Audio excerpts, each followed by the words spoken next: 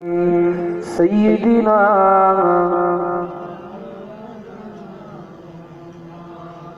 أما بعد أعوذ بالله من الشيطان الرجيم بسم الله الرحمن الرحيم فأما من ثقلت موازينه فهو في عيشة راضية وأما من خفت موازينه فأمه هاوية قال النبي صلى الله عليه وسلم سيأتي زمان على أمتي يحبون خمسا وينسون خمسا يحبون الدنيا وينسون الآخرة يحبون الذنوب وينسون التوبة يحبون المال وينسون الحساب يحبون القصور وينسون المقبرة يحبون الخلق وينسون الخالق وقال عليه السلام الدنيا سجن للمؤمنين وجنة للكافرين সম্মানীয় আজকে সভার সভাপতি সাহেব আমন্ত্রিত ওলামায়ে কেরাম সম্মুখে বসে আছেন দিন দরদি নবী প্রেমিক আল্লাহওয়ালা বাপ ভাইরা পর্দার অন্তরালে অবস্থিত স্নেহময়ী মমতাময়ী মা ও বোনেরা আল্লাহ দরবারে শুকরিয়া আদায় করছি যে আল্লাহ পাক রব্বুল আলামিন রাতের এই সময়ে আরাম বিশ্রামের পরিবর্তে এই পবিত্র মজলিসে আল্লাহ আমাদেরকে এসে বসার কিছু বলার ও শোনার তৌফিক দিয়েছেন তার জন্য শুকরিয়া আদায় করি মহব্বতে বলি আলহামদুলিল্লাহ তারই পরে বিশ্বনবী সাল্লাল্লাহু আলাইহি ওয়াসাল্লামের দরবারে আমরা সকলে জানাই প্রাণ ভরা ভক্তি ভরা দরুদ ও সালাম মহব্বতের সাথে বলি সাল্লাল্লাহু আলাইহি ওয়াসাল্লাম। প্যারা হাজিরিন, আমার পূর্ব মুহূর্ত পর্যন্ত ভাই মাওলানা রুস্তম আলী সাহেবের কাছে গুরুত্বপূর্ণ কিছু আলোচনা আপনারা শুনেছেন। আমিও কিছু কথা বলবার নিয়তে কোরআন শরীফ থেকে আয়াতের অংশ ও প্রিয় নবী পাক জবানে বর্ণিত একটি হাদিস পড়েছি। আমাদের উপকারে আসে এমন কিছু কথা আলোচনা করবার নিয়ত আল্লাহ তৌফিক দেন, বলুন আমিন। বাবু, বাস্তব সামাজিক চিত্র আমরা যেটা দেখি, যে মানুষটার টাকা বেশি, যে মানুষটার প্রভাব বেশি, যে মানুষটার পিছনে জনসমর্থন বেশি, যে মানুষটার ধার ভার বেশি, এ মানুষটার সম্মানও বেশি। যে মানুষটা আল্লাহওয়ালা, ধর্মপরায়ণ, আল্লাহর অনুগত ও প্রিয় নবীর আদর্শের গোলাম, কিন্তু লোকটার যদি টাকা না থাকে, লোকটা যদি গরিব হয়, ওই লোকটা এবং ওই লোকটার কথা, ওই লোকটা এবং ওই লোকটার কথা আমাদের কাছে গুরুত্ব পায় না। কথা বলেন ঠিক না ভুল? টাকা বেশি, জনসমর্থন বেশি, বাহ্যিক পাওয়ার বেশি, তো লোকটার চেয়ারের অভাব নেই, যত্নের অভাব নেই, লোকটার আদর কদরের অভাব নেই, লোকটার মাতব্বরির জায়গার অভাব নেই, কিন্তু যে মানুষটা আল্লাহওয়ালা, নামাজি, রোজাদার, ধার্মিক, আল্লাহওয়ালা এবং আল্লাহর একজন অনুগত বান্দা, প্রিয় নবীর একজন অনুগত উম্মাহ, লোকটার বাহ্যিক প্রভাব না থাকার জন্য, ভালো বাড়ি, ভালো গাড়ি, ভালো জমি জায়গা, অর্থ সম্পদের পরিমাণ বেশি না থাকার জন্য আমাদের কাছে লোকটা অবহেলার পাত্র হন।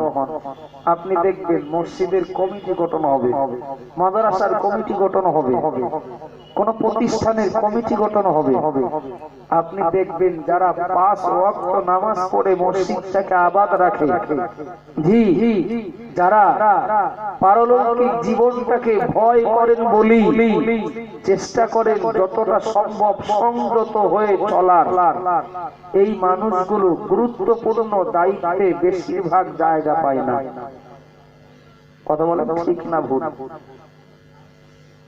কিন্তু মহান আল্লাহ পাক রব্বুল আলামিনের বিচারটাই আমাদের থেকে সম্পূর্ণ আলাদা, সম্পূর্ণ আলাদা।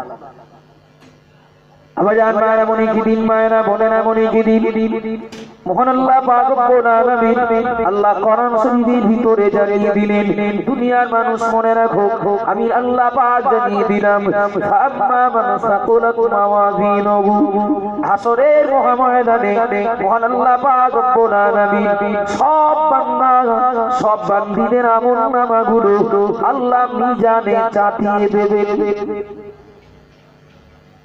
সব মানুষের আমলনামা টোটাল জীবনে সে যা করেছে, যা বলেছে, জীবনটাতে যা কিছু তার দ্বারা হয়েছে, সব এই আমল, এই কাজগুলো আল্লাহ মিজান পাল্লায় চাপিয়ে দেবেন। কোন ব্যক্তির চেহারা, কোন ব্যক্তির পরিচয়, তার কি আছে, তার কি ছিল, ও সব কিছুই নয়, কথা বলবে এবং তার পজিশন আপনার নির্বাচন করে দেবে, তার টোটাল জীবনের কৃতকর্ম আল্লাহ আমল নামাগুলো সব মিজানে চাপাবেন। আপনার আমার যারা চলে গেছেন তাদের, যারা আছেন এবং যারা আসবেন সবার। আবার মনে কি দিন মহান আল্লাহ পাক জানিয়ে দিলেন, সব বান্দা বান্দীদের আমল নামাগুলো মহান আল্লাহ মিজানে চাপিয়ে দেবেন। فأما من ثقلت موازينه فهو في عيشة راضية, মহান আল্লাহ জানিয়ে দিলেন যার ভালো কাজের পাল্লা ভারী হয়ে যাবে, যার নেকির পাল্লা ভারী হয়ে যাবে, فهو في عيشة راضية, মহান আল্লাহ পাক রব্বুল আলামিন ওই মানুষটার প্রতি খুশি হয়ে যাবেন। মহান আল্লাহ তার দয়ার জান্নাত আল্লাহ ওই মানুষটার জন্য বরাদ্দ করবেন, যার নেকির পাল্লা, ভালো কাজের পাল্লা ভারী হয়ে যাবে। মহান আল্লাহ পাক রব্বুল আলামিন আল্লাহ তার দয়ার জান্নাতের মেহমান ওই মানুষটাকে বানিয়ে নেবেন।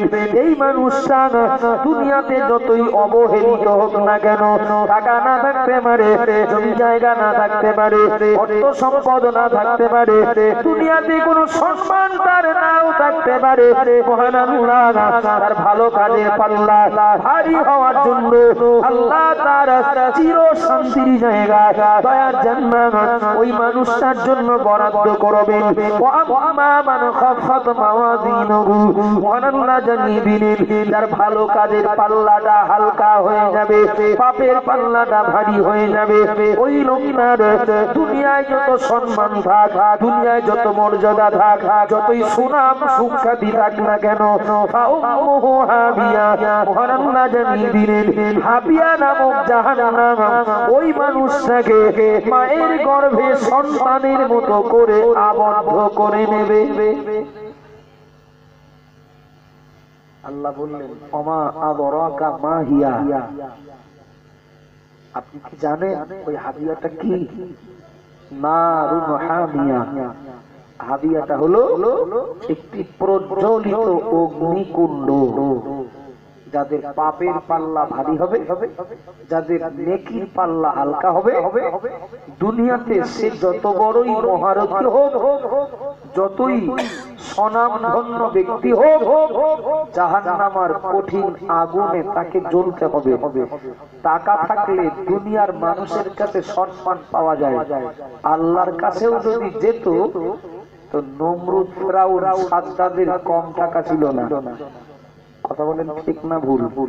সাদ্দাতকে আল্লাহ এত পরিমাণ অর্থ দিয়েছিলেন, সাদ্দাত আল্লাহর সাথে পাল্লা দিয়ে নকল জান্নাত তৈরি করেছিলেন।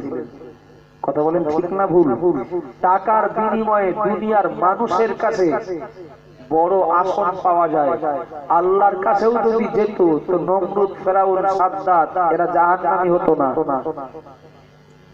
কিছু না থাকলে, ভালো পরিচয় না থাকলে, ভালো গাড়ি বাড়ি, ভালো জমি জায়গা, ভালো আসন না থাকলে দুনিয়ার মানুষের কাছে মূল্য পাওয়া যায় না। আল্লাহর কাছেও যদি একই নিয়ম হতো, হযরত বেলাল রাদিয়াল্লাহু আনহুকে নবী মসজিদে নববীর মুয়াজ্জিন বানাতেন না। কথা বলেন ঠিক না ভুল? বেলালকে নবী মসজিদে নববীর মুয়াজ্জিন বানালেন, এটা নবীর ইচ্ছায় হয়েছে না আল্লাহর হুকুম ছিল? কথা বলেন বাবু? আল্লাহর হুকুম ছিল। নবী কোনো কথা বলতেন না, কোনো সিদ্ধান্ত নিতেন না আল্লাহর পক্ষ থেকে কোনো ইঙ্গিত না পেলে। চলুন, ভালো পরিবারে জন্ম নিলেই যদি ভালো কাজ ছাড়া, নেকির কাজ, সওয়াবের কাজ অর্জন ছাড়া যদি নাজাত পাওয়া যেত তো লূত নবীর স্ত্রী জাহান্নামী হতো না। নবীর স্ত্রী জাহান্নামে যাবে তার কর্ম খারাপের জন্য। খারাপ অবাধ্য জাহান্নামী স্বামীর স্ত্রী হলেই যদি স্ত্রীও খারাপ হতো, স্বামী জাহান্নামী, স্ত্রীও সেই জাহান্নামী স্বামীর স্ত্রী হওয়ার জন্য আমাদের হয় কি বলেন? বাপ মদ খায়, ছেলে হাবের সাহেব হয় না? হয় না? একটু কথা বলেন। ছেলে কিন্তু মদ খায় না, ছেলে বাপের মতো ওই হারামি কাজের সঙ্গে যুক্ত না। এরপরও আমাদের সমাজের এটা একটা অভ্যাস হয়েছে, একটা প্রচলিত যেন প্রথা হয়েছে। ওরে বাপ খারাপ যখন ছেলে খারাপ, ওর বড় ভাই এরকম, ছোট ভাই কেরকম দেখে। কিন্তু ইসলাম এই নীতির ঘোর বিরোধী, ঘোর বিরোধী। স্বামী ফিরাউন জাহান্নামে যাবে, তার স্ত্রী আসিয়া জান্নাতে যাবে। একটু সুবহানাল্লাহ বলেন, একটু সুবহানাল্লাহ জোরে বলেন। জি বাবু, মনে রাখতে হবে, যদি খারাপ পরিবারে জন্মালেই আমরা তাকে হয়তো খারাপ চোখে দেখতে পারি, আল্লাহ যদি দেখতেন ইব্রাহিমকে আল্লাহ খলিল বানাতেন না, নবী বানাতেন না। ভালো পরিবারে জন্মালেই আমরা মনে করি ওটাই যথেষ্ট, সে ভালো কিনা বোঝার জন্য। আল্লাহ যদি ওই বিচারটাই করতেন তো নূহ নবীর ছেলে কেনান জাহান্নামে হতো না। কথা বলেন। একটা ব্যাপারে আমাদের বিশ্বাসের মজবুতি দরকার।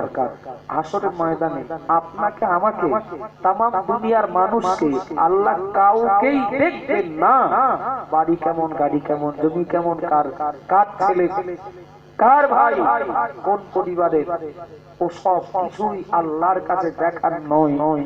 এক কথায় আল্লাহ বলেছেন আমল নামা তার ঠিকানা নির্বাচন করবে। যদি ভালো কাজের পরিমাণ বেশি হয় তো জান্নাতে যাবে, যদি অন্যায় কাজের পরিমাণ বেশি হয় তো যেই হোক সে জাহান্নামের আগুনে পড়বে। আবার মায়েরা মনে কি দিন, ও মায়েরা মনে কি দিন, আল্লাহ পাক রব্বুল আলামিন তিনি আমাদের কল্যাণ চান বলি, তিনি আমাদের ভালো চান বলি আল্লাহ কোরআনে জানিয়ে দিলেন মা আতাকুমুর রাসূলু ফাখুযুহু ওয়া মা নাহাকুম আনহু ফান্তাহু।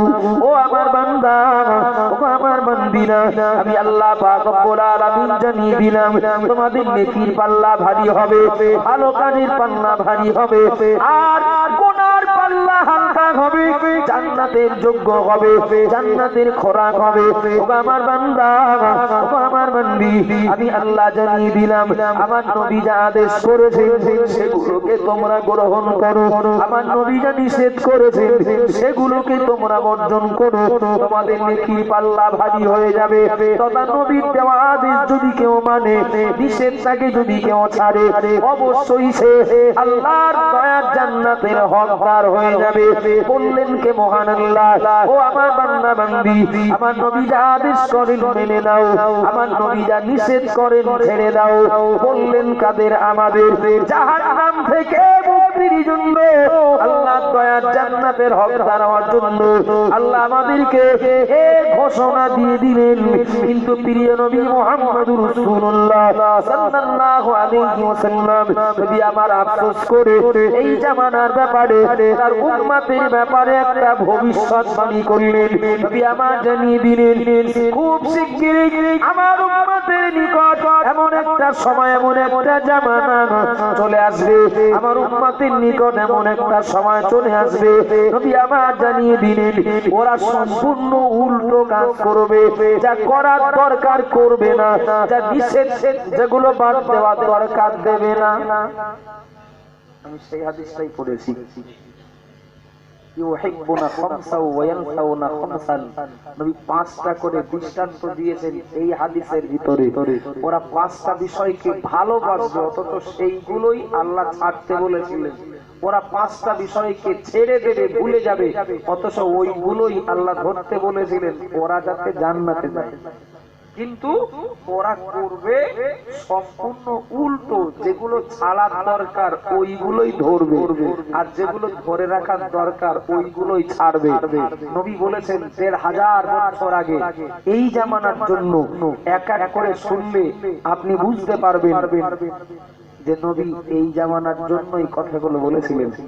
তবে একটা বাস্তব চিত্র কি জানেন, আমরা এই হাদিসের একটা অংশ, ইউহিব্বুনাল খালকা ওয়া ইয়ানসাউনাল খালিক, নবী বলেছেন আমার উম্মতেরা তারা সৃষ্টির প্রাধান্য দেবে, স্রষ্টাকে ভুলে যাবে। একটু বলেন সেই জামানা কি? একটু কথা বলেন না বাবু। তারা সৃষ্টির কথার মূল্য দেবে, তারা সৃষ্টির কথার দাম দেবে, তথা এক কথায় সৃষ্টিকে ভালোবেসে সৃষ্টি যাতে খুশি হবে ওরা তাতে খুশি করবে।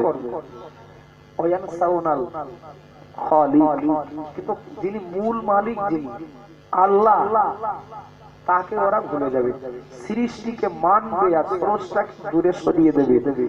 এটা কি সেই জামানা নয়?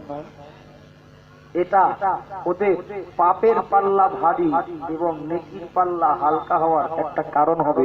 যেটা করার দরকার সেটা না করে উল্টোটা করার জন্য নবী বলেছেন তারা সৃষ্টিকে ভালোবাসবে, স্রষ্টাকে ভুলবে।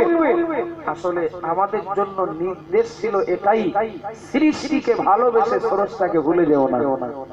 কথা বলেন ঠিক না ভুল? বাবু ভুল বোঝেন না।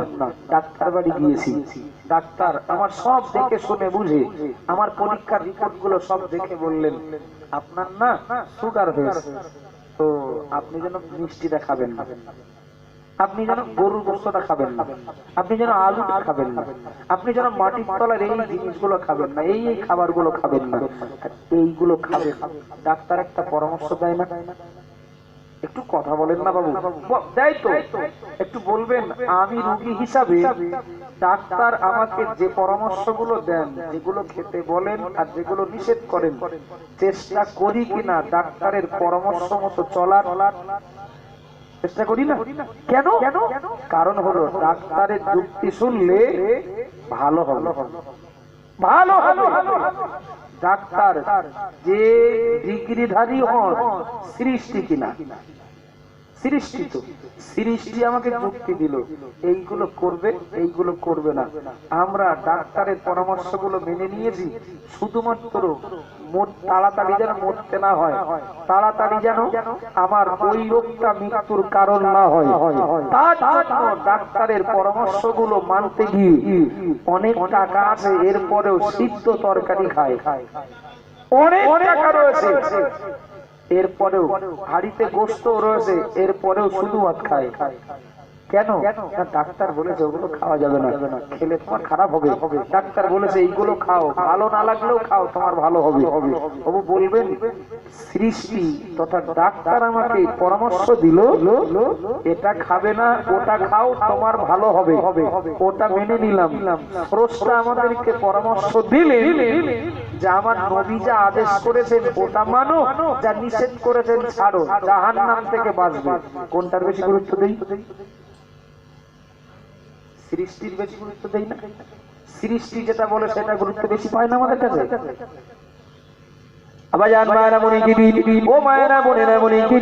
আমি মূল হাদিসের ব্যাখ্যায় যাওয়ার আগে এই অংশটা বললাম, যখন এই অংশটা বোঝানোর জন্য বলি, মহান আল্লাহ পাক রব্বুল আলামিন বললেন আমার নবী যা আদেশ করেন তা মেনে নাও, যা নিষেধ করেন ছাড়ো। আর নবী বললেন ওরা উল্টো করবে, আল্লাহ যা করতে বলেছে তা করবে না, যা নিষেধ করেছে তা বাদ দেবে না। নবী উদাহরণ দিতে গিয়ে বললেন ওরা সৃষ্টির কথা মানবে, ওরা সৃষ্টিকে ভালোবাসবে আর স্রষ্টাকে ভুলে যাবে। বাস্তব নমুনা আমরা এ দুনিয়ার প্রত্যেকটা জায়গায় আমরা দেখতে পাই। বাবা ডাক্তার যা বলে রোগী তাই শোনে, অথচ সৃষ্টিকর্তা যা বলে জাহান্নাম থেকে বাঁচার জন্য ও রোগী তা উপেক্ষা করে। ও আমার আব্বাজান মায়েরা নিশ্চিত মনে কি দিন একটা সময় চলে গেছে, একটা সময় চলে গেছে ব্যাপক ভয় ও ত্রাসের ভিতর দিয়ে যখন চীনে করোনার উৎপত্তি হলো, ওই করোনা পৃথিবীর বিভিন্ন দেশে ছড়িয়ে পড়লো। ছড়িয়ে পড়তে পড়তে আসলো কোথায় না আমাদের দেশে, আমাদের রাজ্যে।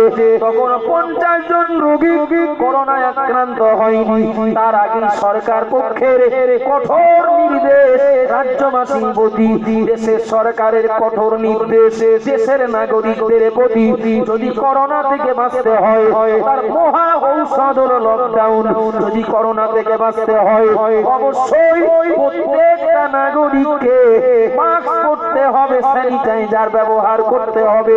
ও আমার আব্বাজান মায়েরা, কে হিন্দু, কে খ্রিস্টান, কে শিখ, কে জৈন, কে বৌদ্ধ, চৈতন্য, ইহুদি আর কে মুসলমান, একটু দয়া করে বলুন করোনার ভয়ে সরকার যখন যা নির্দেশ দিয়েছে, ডাক্তার যখন যা নির্দেশ দিয়েছে মেনেছি না মানিনি? একটু কথা বলেন বাবু।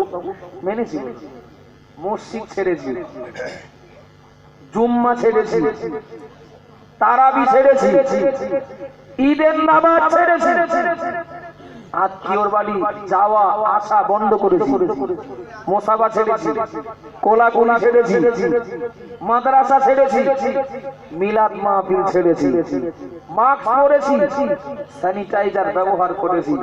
কিসের ভয়ে? করোনার ভয়। করোনা যদি হয় বা করোনা যদি আক্রান্ত হই মৃত্যু হতে পারে।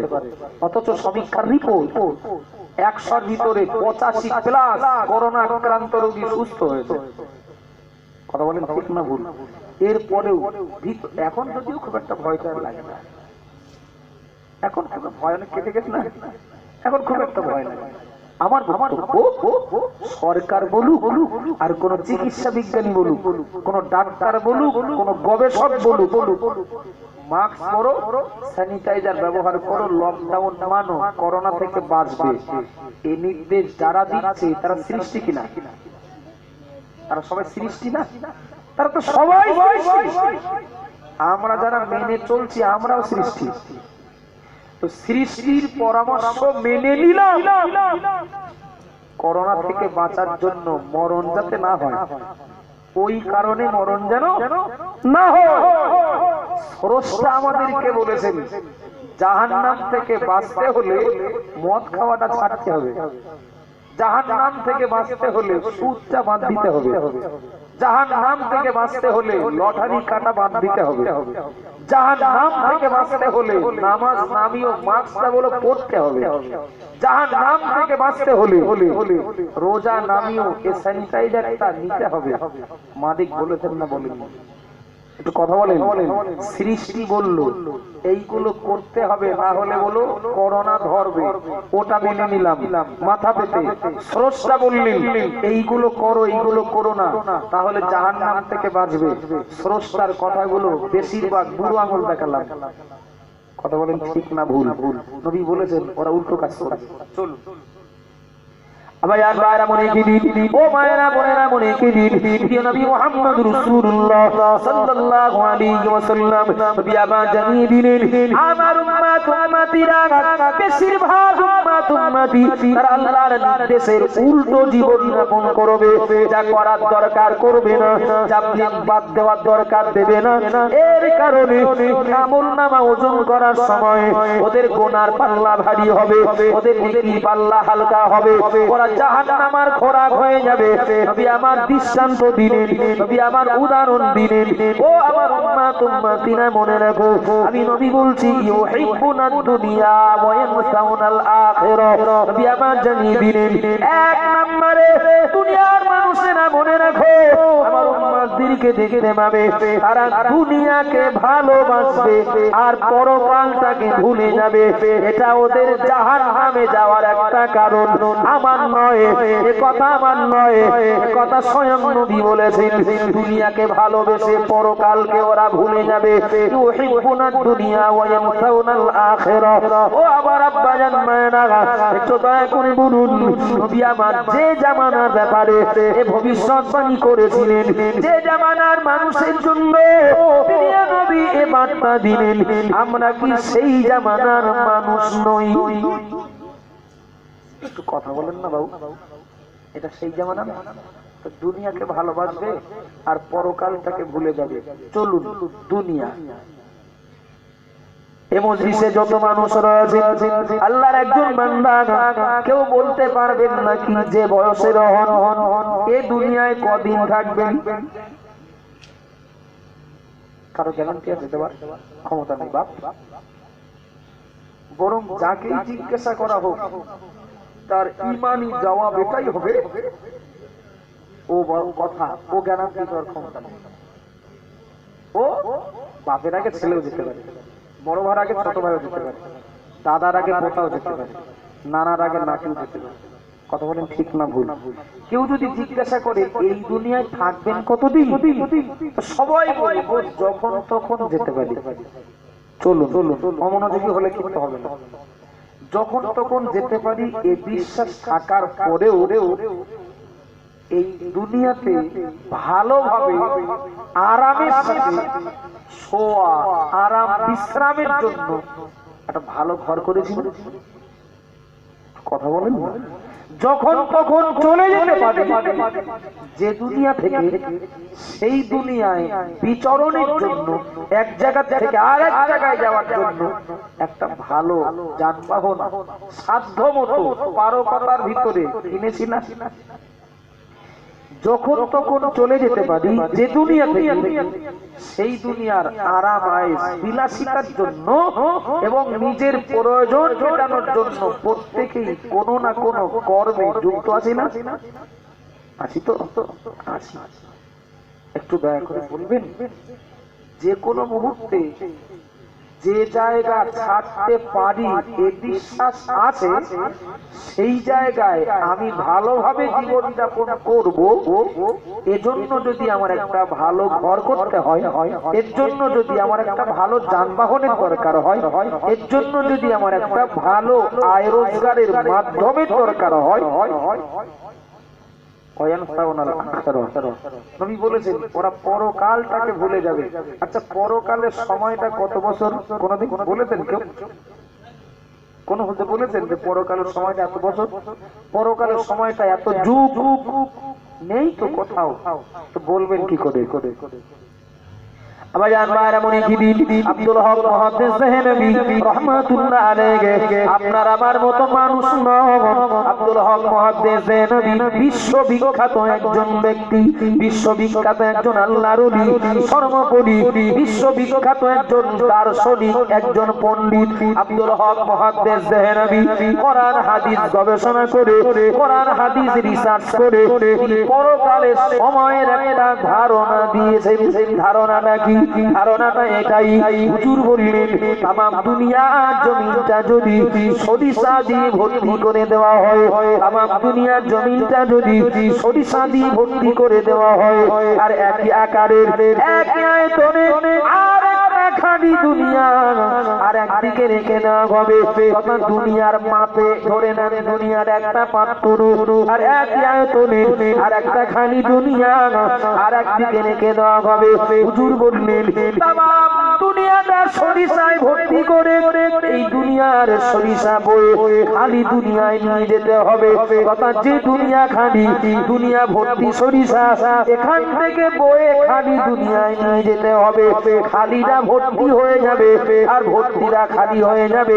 আর এ কাজ করার জন্য দায়িত্ব পালন করবে একটা পাখি, আর ওই পাখি সরিষা নিয়ে যাওয়ার তার নিয়ম হলো আজ একটা সরিষা নিয়ে যাবে আর 1000 বছর পরে আর একটা নিয়ে যাবে, আজ একটা নিয়ে যাবে 1000 বছর পরে আর একটা নিয়ে যাবে।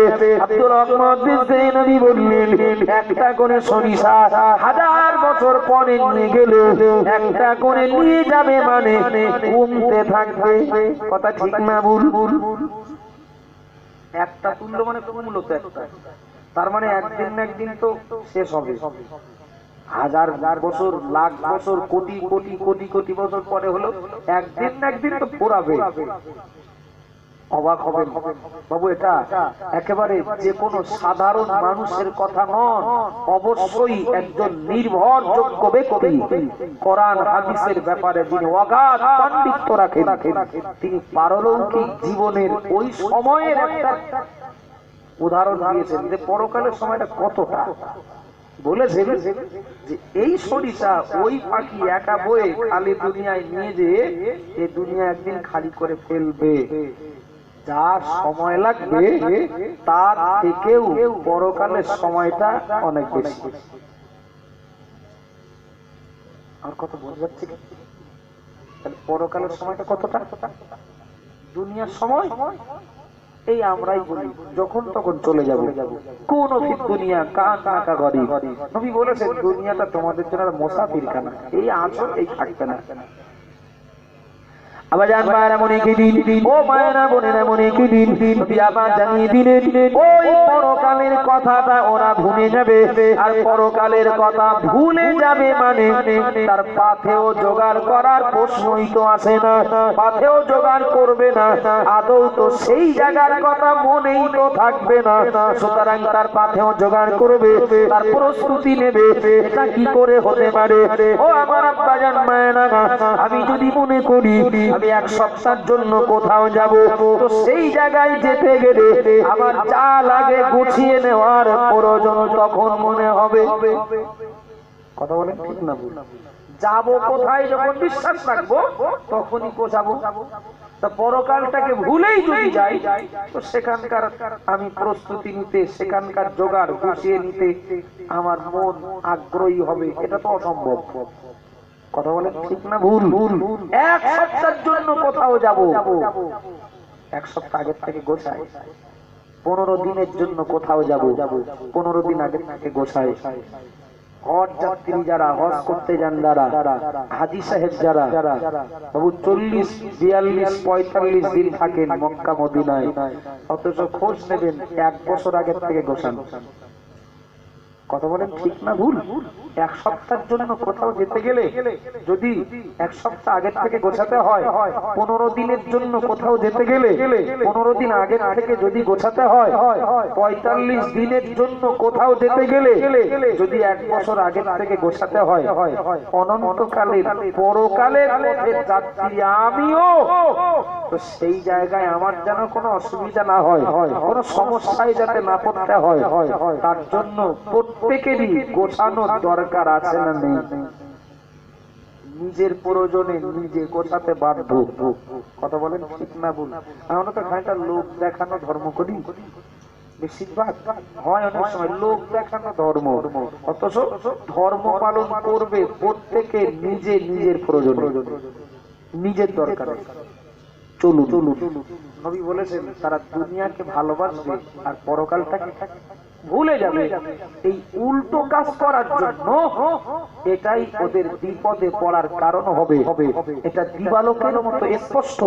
নবী যে জামানার জন্য এ কথা বলেছিলেন আমরা সেই জামানারই মানুষ। সুতরাং যদি মনে করি মিজান পাল্লায় আমাদের নেকির দিকটা ভারী হোক, গোনার দিকটা হালকা হোক, তাহলে উল্টো স্রোতে অন্যরা গা ভাসালেও আমাদের গা ভাসালে হবে না। ক্ষণস্থায়ী দুনিয়াটাকে ভালোবেসে চিরস্থায়ী পরকালটাকে ভুললে হবে না। বরং ওই জগতের পথের যাত্রী আমি, এটা মনে রেখে তার জোগাড় তার পাথেও এই দুনিয়া থেকে জোগাড় করে নিয়ে যেতে হবে। আবার মায়েরা মনে কি দিন, ও মায়েরা বোনেরা মনে কি দিন, নবী মুহাম্মদ রাসূলুল্লাহ সাল্লাল্লাহু আলাইহি ওয়াসাল্লাম নবী আমার জানিয়ে দিলেন দ্বিতীয় নম্বরে ওই হাদিসের অংশ, ইউহিব্বুনা যুনুবা ওয়া ইয়ানসাউনা তাওবাতা। নবী আমার জানিয়ে দিলেন, ও আমার উম্মতিরা, আমি নবী মুহাম্মদ রাসূলুল্লাহ তোমাদেরকে জানিয়ে দিলাম তোমরা দেখতে পাবে ওই জামানায় ওই সময় আমার উম্মত উম্মতি যারা ওরা পাপ করবে আনন্দ করে, পাপ করবে আনন্দ করে। ইউহিব্বুনা যুনুবা, এটা আমার কথা না, নবীর কথা। নবী বলেছেন ওরা পাপ করতে ভালোবাসে, ওরা গুনাহ করতে ভালোবাসে। ওয়ায়ানসাউনা তাওবা, তওবা করার কথা ভুলে যাবে। এটা উল্টো তো, যেটা হওয়ার দরকার এটা তো তার উল্টো। নবী যেটা ভবিষ্যৎবাণী করেছেন ওরা করবে এরকম, তথা ওরা পাপ করবে ভালোবেসে, আর পাপ থেকে মাপ চাওয়ার কথাটা ওরা ভুলে যাবে বা তওবার কথা ভুলে যাবে। আসলে হওয়ার দরকার ছিল পাপ না করা এবং তওবার কথাটা ভুলে না যাওয়া। কথা বলেন ঠিক না ভুল? নবী আফসোস করেছেন ওরা উল্টো কাজটা করবে এবং ওটাই ওদের বিপদে পড়ার জাহান্নামে যাওয়ার কারণ হয়ে যাবে। বাবু একটু মনে করি একটা মুহূর্তের জন্য, ইবলিস কিন্তু আল্লাহর কাছে প্রতিশ্রুতিবদ্ধ যে আপনার বান্দা বান্দিরা ওরা কি করে সঠিক কাজ করে, ভালো কাজ করে আমি দেখে নেব। বলেছে না বলেন? একটু কথা বলেন না।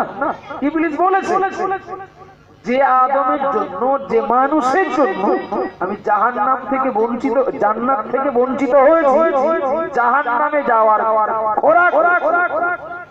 ওই মানুষ কি করে জান্নাতে যায় আমরা।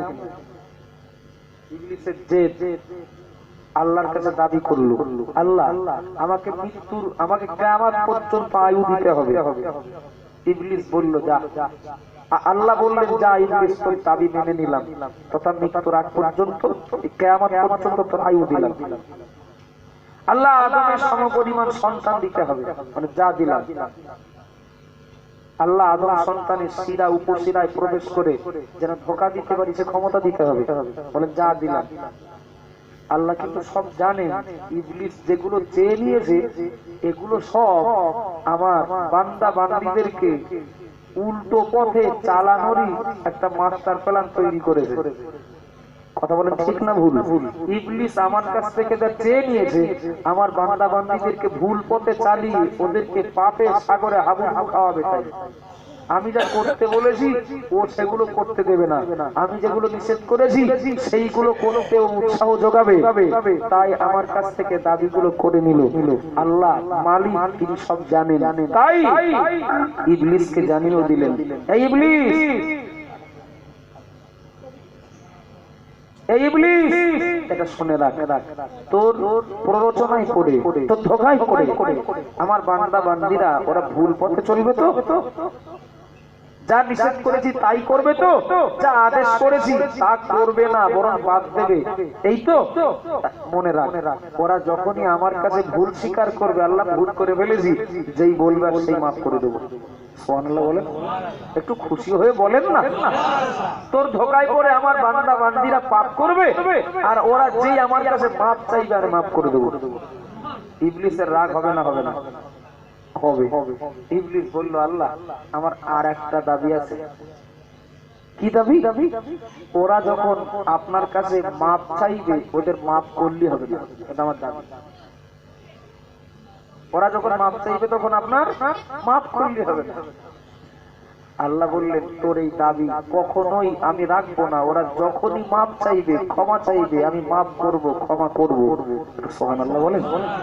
ইবলিস দেখলো তাই তো যে আমার খাটা খাটিতে সব বেকার, এত কষ্ট করে ওদের সব আমার মুরিদ বানাবো, আর যেই আল্লাহর কাছে ক্ষমা চাইবে আর সেই ক্ষমা পেয়ে যাবে। আল্লাহ যখন আমার এ দাবি রাখলেন না তথা মাপই যখন ওদের করবেন, ওদের পিছনে আমার একটু ওভার ডিউটি করতে হবে। পাপ ওরা করার পরে মাপ যেন না চায়, ক্ষমা যেন না চায়, ওদের একটু আমার বোঝানোর দরকার। বোঝা এর জন্য ওদের পিছনে আমাদের সময় দিতে হবে। তুই নামাজ পড়িস না তাই কি বলবে আমার মন ঠিক আছে, কথা বলতে যাচ্ছে না বাবু, তুই না মাঝে মাঝে গান শুনিস তাই কি তোর মন কেন ভালো জানি। খবরদার যেন জীবনে দোষ স্বীকার করবি, খবরদার যেন জীবনে ভুল স্বীকার করবি, কারণ ও তো জানে বান্দা ভুল স্বীকার করলে আমার লস। কথা ঠিক না? যত ভুল স্বীকার করবে আল্লাহ তাআলা ক্ষমা করে দেবে। ক্ষমা করা মানে ইবলিসের যন্ত্রণা বাড়বে, ইবলিসের জ্বালা বাড়বে। ইবলিস ওই দিন জোরালো জেদ ধরলো, শুধু ওদের দ্বারাই পাপ করাবো তাই না, বরং পাপ করে যেন পাপ স্বীকার না করে, অন্যায় যেন স্বীকার না করে, সে ব্যাপারে ওদের পিছনে আমার একটু ওভার ডিউটি করতে হবে। তবে একটু দয়া করে বাস্তব সত্যটা স্বীকার করবেন, ইবলিসের মেহনতে কাজ হয়েছে না হয়নি। আর কথা বুঝতে পারছি না, আর বোঝাতে পারছি না কি জানি। ইবলিসের চেষ্টা, ইবলিসের যে পরিকল্পনা বাস্তবায়ন হয়েছে না হয়নি? হয়েছে। যদি বলেন কেন, তবু দেখবেন আমরা হাজারো পাপ করেও পাপ করেছি বলে আমাদের যেন মনে হয় না। কথা বলেন ঠিক না ভুল? আল্লাহর কত ওলি, আল্লাহর কত প্রিয় মাহবুব বান্দাদেরকে দেখেছি, সামান্য যদি একটা অপরাধ করেছেন তো চোখের পানি পড়াতো না। আমাদেরই আদি পিতা আল্লাহর একটা হুকুম অমান্য করে 350 বছর কেঁদেছেন। আমরা তার সন্তান দৈনিক কত পাপ করি, অথচ আমাদের মন একটু বলে না ইস ভুল করে ফেললাম, কবে মরবো তার ঠিক নেই।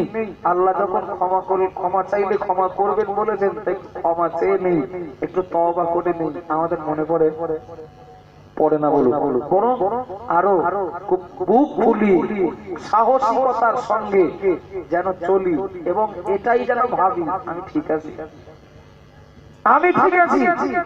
যখনই আমার ইমাম নেবে না তখন তুমুল যুদ্ধ শুরু হয়ে যাবে মসজিদের ভিতরে। আমার দোষটা কি, আমার অপরাধ কি? জুম্মার নামাজ না পড়েও দোষ পাচ্ছে না, খুঁজে পাওয়া যাবে না? একটু কথা বলেন না, জুম্মার নামাজ পড়ে না, আমার সেই লোকটা জিজ্ঞাসা করছে আমার ইফতার নেওয়া হবে না, আমার দোষটা কি? মানে ইবলিস বুঝিয়ে রেখেছে জীবনে যেন ভুল স্বীকার করছে। তুই ভুল স্বীকার করলে আমার লস হবে, তুই ভুল স্বীকার করলে আমার ঘাটতি হবে, আমার খাটা ঘাটতি সব বেকার হবে। নবী ওই ভবিষ্যৎবাণীটাই করেছেন, ওরা পাপ করেই যাবে কিন্তু ভুল স্বীকার করার কথা, ক্ষমা চাওয়ার কথা, তওবা করার কথা ওরা ভুলে যাবে, তথা ইবলিসের কথা মেনেই চলবে। এটাই ওদের জাহান্নামে যাওয়ার কারণ হবে। আমার কথা বুঝতে অসুবিধা হচ্ছে নাকি বাবু? আমি যখন আমার পাপটাকে পাপ বলে স্বীকার করব তখনই তো আমার ক্ষমা চাওয়ার মন তৈরি হবে। আর যদি বলি ঠিক আছে, না না ঠিকই আছে, তাহলে কি আর ক্ষমা চাওয়ার মানসিকতা আসবে? আমি নিজেকে পাপী বলে স্বীকার করব তবেই তো আমার ক্ষমা চাইতে হবে এই মানসিকতা আসবে। আর যদি বলি নামাজ না পড়েও ঠিক আছি, সুদ খেয়েও ঠিক আছি, লটারি খেতেও ঠিক আছি, পরের হক নষ্ট করেও ঠিক আছি, ঠিক যখন আছি তার ক্ষমা চাওয়ার কথা মনে আসে। আবাজান মায়েরা মনে কি দিন, ও মায়েরা বোনেরা মনে কি দিন, ভুল বুঝবেন না, বেয়াদবি নেবেন না। এখানে যত মানুষ বসে রয়েছেন চোখ মুখ দেখলে বোঝা যায় বাবা বসতে পারেন অল্প সংখ্যক মানুষ, কিন্তু বহু শিক্ষিত মানুষ রয়েছেন। আমি তাদের জন্য উপযুক্ত বক্তা নই। এরপরেও আপনারা যখন দাওয়াত করেছেন আমি আমার ডিউটি পালন করার চেষ্টা করছি। ভুল হলে আমাকে মাফ করবেন, ভুল হলে আমাকে বলে দেবেন। ও বাবাজিরা ভাইরা, কেউ যখন বলল আমরা যদি ক্ষমতায় আসি 2 কোটি মুসলমান তাড়িয়ে দেব। মনে পড়ছে নিশ্চয়ই আপনাদের 2 কোটি মুসলমান তাড়াবো বলেছে যারা, তারাই কিন্তু এটাও বলে দিয়েছেন সবাই নন, সবাইকে নয়, যারা বাংলাদেশ, পাকিস্তান, আফগানিস্তান থেকে এসেছেন ওদের তাড়াবো, স্থানীয়দের কোনো ভয় নেই। বলেছে না বলি? বলেছে তো।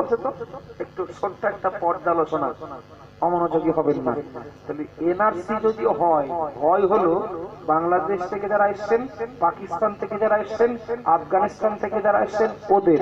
আমরা যারা স্থানীয় আমাদের ভয় আছে না তো? আচ্ছা, যারা অঞ্চলে ডিজি অফিসে, ডিএলআর অফিসে, এসটি অফিসে, ডিএম অফিসে, এসডি অফিসে যারা লাইন দিয়েছেন, কাগজপত্র ভুল ত্রুটি যা ছিল সংশোধন করতে, যা আদৌ নেই তা জোগাড় করতে, সব কি বুঝেছিল? কথা বলো কেন?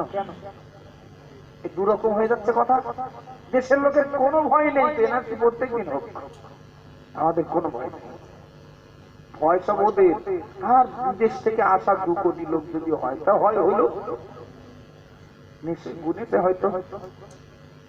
চলুন, আমাদের কোনো ভয় নেই। এরপরেও ভোটার কার্ডে আকার, আধার কার্ডে হচ্ছিকার, ওদিকে প্যান কার্ডে ডেট অফ বার্থ একরকম, ওদিকে সেই জমির দলিলে আর একরকম। খাওয়া ঘুম হারাম হয়েছে না হয়নি? একটু কথা বলেন না। খাওয়া ঘুম হারাম হয়েছে, কেন হবে? কিসের জন্য? সামান্য একটু কাগজপত্রের ভুল। আমি ব্যক্তিরা তো একই, বুঝে নিলাম। খুব একটা কারোর আমাকে বোঝাতে হয়নি, নিজের চারে নিজে বুঝেছি যে এসব ভুলভাল রাখা ঠিক না। এই ভুলের জন্য হয়তো আমার ডিটেনশন ক্যাম্পে দিতে পারে। আমি অবৈধ নাগরিক, হয়তো এই কারণে হয়তো আমি প্রমাণ হয়ে যাবো। ও দরকার নেই, কাজের ক্ষতি হোক, টাকার খরচ হোক, রৌদ্রে একটু দাঁড়াতে হয় হোক, লম্বা লাইনে মাজা লেগে যায়, যাক। ভুল ত্রুটি সংশোধন করার দরকার। করেছি না করি না? করেছি তো, আমিও করেছি। বাবু, কাগজপত্রের ভুল ত্রুটি সংশোধন না করলে ডিটেনশন ক্যাম্পে যাওয়ার ভয়। জীবনের শুরু থেকে এই পর্যন্ত জীবনটাকে যেভাবে চালাচ্ছি, বেশিরভাগ ঠিক হয়েছে না ভুল হয়েছে? ভুল হয়েছে না বেশি? পাপ বেশি হয়েছে না সব বেশি হয়েছে বলে মনে হয়? পাপ বেশি হয়েছে বলে মনে হয়। ব্যতিক্রম আছে বাপ, আমি সবাইকে এক পাল্লায় মানছি না। তো বেশিরভাগ তাদের দ্বারা পাপ বলে বেশি হয়েছে, সব কম হয়েছে। ঠিক কম হয়েছে, ভুল বেশি হয়েছে। বাহ্যিক voter card, Aadhaar card, ration card, PAN card, এই কাগজপত্রের ভুল ঠিক না করলে ডিটেনশন ক্যাম্পে যাওয়ার ভয়। এর জন্য খাওয়া ঘুম হারাম। আর জীবনটা যদি ভুল পথেই চালায়, এই জীবনের ভুল ত্রুটি যদি সংশোধন না করি, কোন জায়গায় যাওয়ার? জাহান্নামে যাওয়ার ভয় না? জাহান্নামে যাওয়ার ভয় কেন? জাহান্নামে যাওয়ার সম্ভাবনা বেশি। অঙ্ক তো তাই বলছে, নেকির পাল্লা হালকা হবে, গোনার পাল্লা ভারী হবে, তো জাহান্নাম। অবাক, আশ্চর্য। দুনিয়ার সামান্য একটা জেলখানায় বলবো, বন্দি জীবন কাটাতে হবে কোথাও, তার ভয়ে জড়সড় হয়ে কাগজপত্র যা ছিল না সেগুলো জোগাড় করলাম, যা ভুল ছিল সংশোধন করলাম। অথচ জাহান্নামে যেতে হতে পারে বা যেতে হবে, যেভাবে চলছি নিজেকে যদি সংশোধন না করি, নিজেকে সংশোধন করে জাহান্নাম থেকে বাঁচার জন্য একটু পারলাম না, নিয়াত করতে পারলাম না, ইচ্ছা করতে পারলাম না, তওবা করে সংশোধনের পথে একটু ফিরে আসবো। নবী ওই কথাই বলেছেন 1500 বছর আগে। ওরা পাপ করতে ভালোবাসবে আর তওবা করার কথা, ক্ষমা চাওয়ার কথা ভুলে যাবে, তথা করার দরকার যা ওরা তার উল্টোটা করবে। আমরা করিও তাই। আমার জান মায়েরা মনে কি দিন, ও মায়েরা বোনেরা মনে কি দিন, প্রিয় নবী মুহাম্মদুর রাসূলুল্লাহ সাল্লাল্লাহু আলাইহি ওয়াসাল্লাম নবী আমার জানিয়ে দিলেন, কুল্লু বনি আদম খাত্তাবুন ওয়া খায়রুল খাত্তাইন আত-তাওয়াবুন, আও কামা ক্বালা আলাইহিস সালাম। ও আমার উম্মতেরা, ও আমার উম্মতিরা, আমি নবী মুহাম্মদ আমি তোমাদেরকে জানিয়ে দিলাম প্রত্যেকটা আদম সন্তান পাপী, কাউকে বাদ দেন।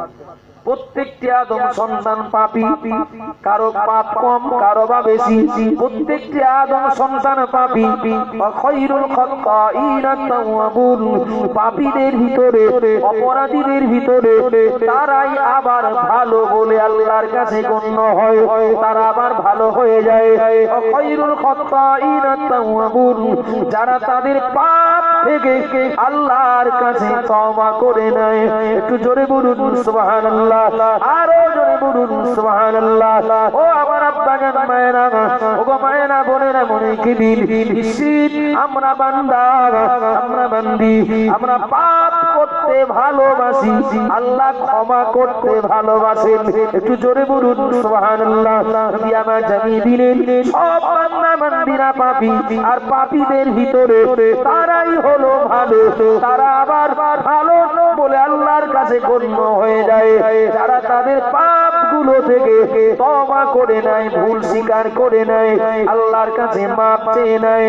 ও আমার আব্বাজান মায়েরা, ও মায়েরা বোনেরা, মনে কি দিন নবী পরামর্শ দিলে কি হবে, নবী আমাদের জন্য বাঁচার পথ বলে দিলে কি হবে। করব তো আমরা উল্টো, চলবো তো আমরা উল্টো।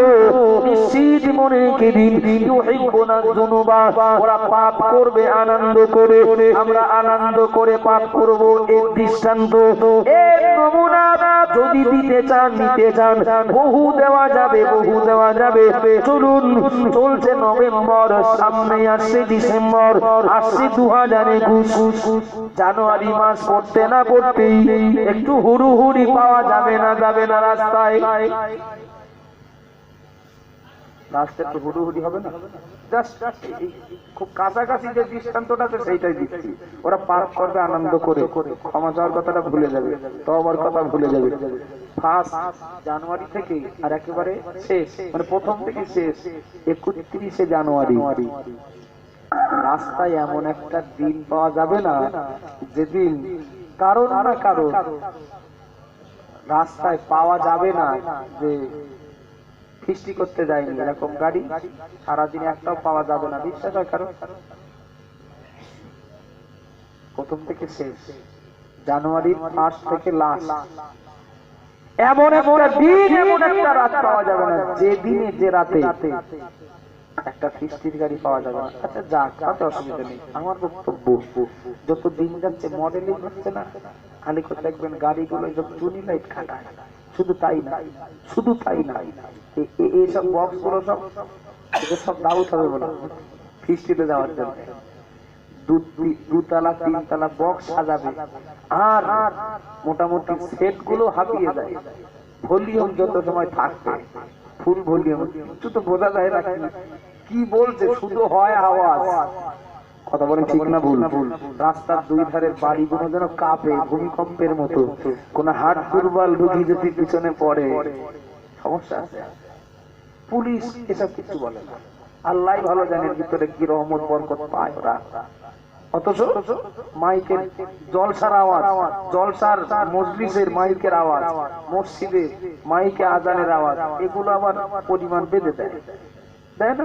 যাক, আমার বক্তব্য একটু বলবেন, যারা এই ফুল ভলিউমে গান বাজনা বাজি সঙ্গে তালে তালে নাচতে নাচতে যারা এ প্রান্ত থেকে ও প্রান্ত ফিস্টির উপলক্ষে যারা ঘুরে বেড়ায়, হাজারে একটা দুটো মুসলমান পাওয়া যাবে, হাজারে লাখে একটু হ্যাঁ না বলেন না, হাজারে না শতকরা 10 জনের ভিতরে 2 জন মুসলমান ভাই পাওয়া যাবে না? একটু কথা বলেন না, আমি হাদিসটা বোঝানোর জন্য বলছি। 10 জনের ভিতরে 2 জন মুসলমান পাওয়া যাবে। কত বড় সাবধান বাণী জানেন এটা?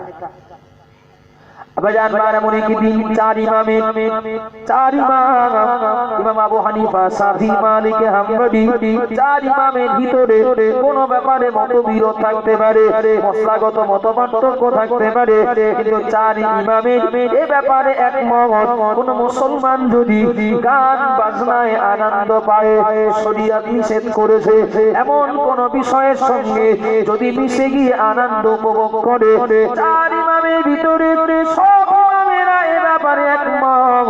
কোন হারাম কোন নাজায়েজ বিষয়ে যদি কোন মুসলমান আনন্দ পায়, কোন মুসলমান যদি খুশি হয়, ওই মুসলমানটা কাফের হয়ে যাবে, মুসলমানটা ঈমান চলে যাবে। কোন কারণে যদি নামাজ পড়তে না পারে, ও পাপী হবে, গুনাহগার হবে, কিন্তু ঈমান যাবে না।